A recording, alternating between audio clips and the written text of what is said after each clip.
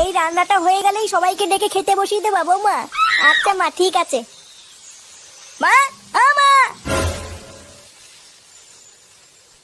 এই বাঞ্চতটা এখানে কেন এসছে? তুই কার কথা বলছিস? এই যে মাসিমা, আমার কথা বলছি গো। আপনার ছেলেটা না খুব দুষ্টু, একটু ইয়ার কিউ বোঝে না বাবা গো বাবা। হ্যাঁ গো, তুমি আমার ভাইকে গালাগালি দিলে। বাড়াটা গালাগালি দেবো না তো কি দেবো? ও বলছো তার বাল, বাড়া আমাকে ঘরে একা পেয়ে আমার প্যান্টের ভিতরে হাত ঢুকে দিয়েছে।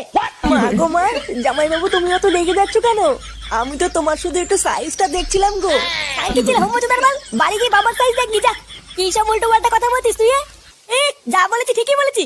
লেওরা আজকে প্যান্টের ভিতরে হাত ঢুকে দিচ্ছে, কালকে তো বলবে হালকা করে পুঙাও মেরে দাও। এই কি হয়েছে রে? এত চেঁচামেচি কিসের?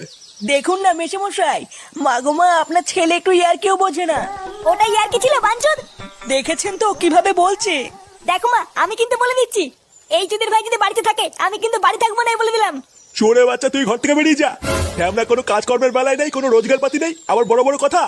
ও বাড়া, মায়ের থেকে মাসির দরদ বেশি, তাই তো? বাড়া এখন তো দেখছি আমার থেকে এই বাড়িতে হোমোচোদার দাম বেশি। লেওরা যেদিন এই হোমোচোদারা তোমার ধুতির ভিতরে হাত ঢুকিয়ে নেয়ানারি করবে সেদিন বুঝবা বালের এই বাড়িতে আমার কোনো দামই নেই।